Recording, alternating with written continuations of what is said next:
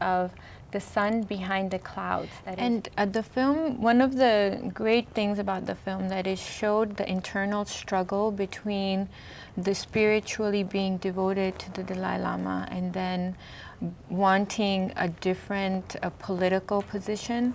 Can you talk a little bit more about that internal struggle as well of that many people are facing? Yeah, see, in 1959, when the Dalai Lama escaped to India, from 1959 till the late 80s, the goal of the Tibetan struggle was to regain independence because, we had lost our independence.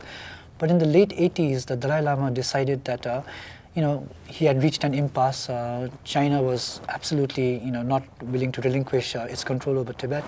And in an effort to find a way that would allow the situation to be resolved peacefully, he gave up the demand for independence. And what he proposed is what is now called the middle way approach. He wanted genuine autonomy for all Tibetan areas in China to be kind of administered under one entity that would be called Tibet. Because right now the Chinese, what they call the Tibet Autonomous Region, only covers a third of what was traditionally Tibet. And 2/3 of the traditional parts of Tibet are in the provinces of Qinghai, in Gansu, in Sichuan, and in Yunnan. For instance, the earthquake right now that's happened in a Tibetan area, in what we would call the Kham province of Tibet, but what is now in Qinghai province in China. So the Dalai Lama's demand was really, I don't want independence, I'm happy to live under the Chinese, but I would like all Tibetan areas to be under one entity, and within this one entity, Tibetans should have the right to make the decisions relating to their religion, their language, their culture, and that's the offer he made, which of course is a very reasonable offer.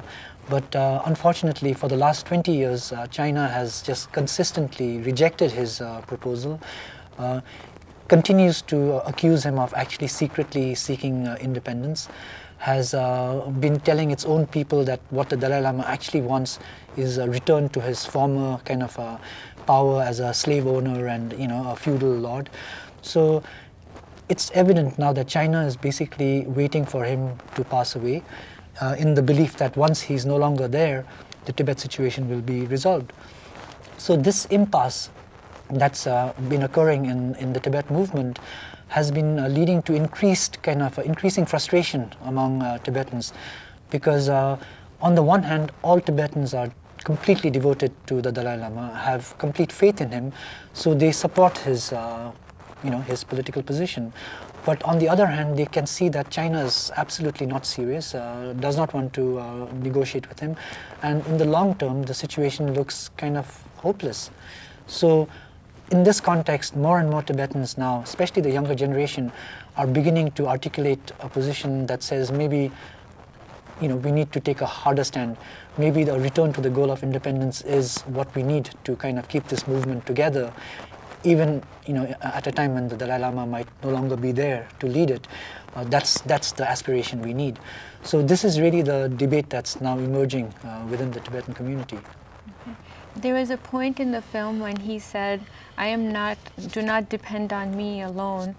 This is all for you, for the movement. And does that mean that he supports the idea of independence if that's what the people wanted? Or is he saying it's up to you to go through the middle way path? No, he often says that because he has promoted the democracy within the community. And so he does say, if you want something, if the people want it, then I will go with it. So he often says that, and I think in that comment in the film, he's alluding to that.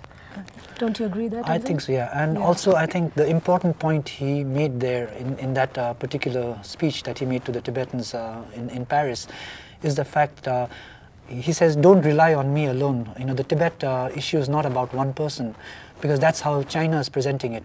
That's how China says, once the Dalai Lama is no longer there won't be a Tibet problem. But he's saying, no, the Tibet problem goes beyond me. It's like it's a national issue, and it will continue for generations if it's not resolved. So it's up to you to keep that struggle alive. And I think what we can read in that message is the kind of request to Tibetans to take this upon themselves and to really think about, how can we keep this movement alive in the future, in the long term. And if Tibetans believe that going back to the goal of independence is what is needed to do this, then I think he would accept that. So in what kinds of strategies of resistance have the Tibetans been using to gain independence? And how does, this could include the practice of Buddhism and the practice of culture. So how does that balance out being, just by practicing of a culture, is that a middle path, a middle way?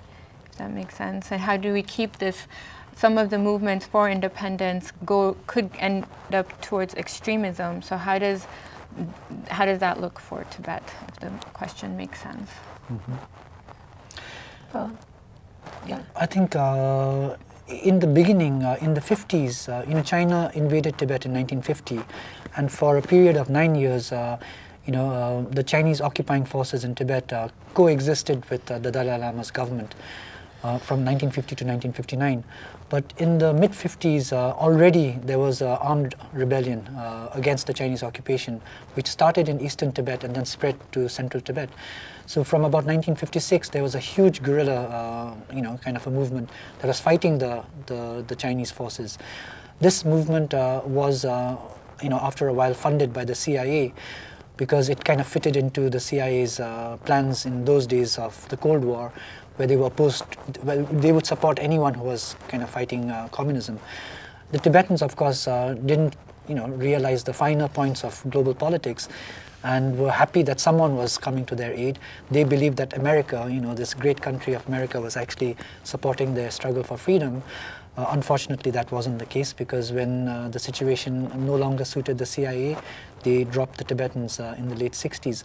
So there was a history of an armed struggle that started when the Chinese first came into Tibet. But since the 70s, I would say the Tibetan struggle took on a different complexion.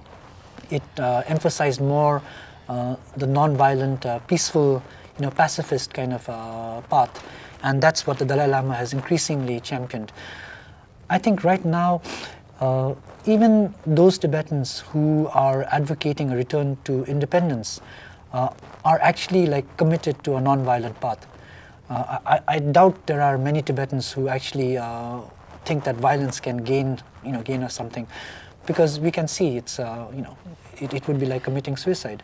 So at the moment, at least, I think all Tibetans are kind of unified in their idea that it has to be a non-violent struggle.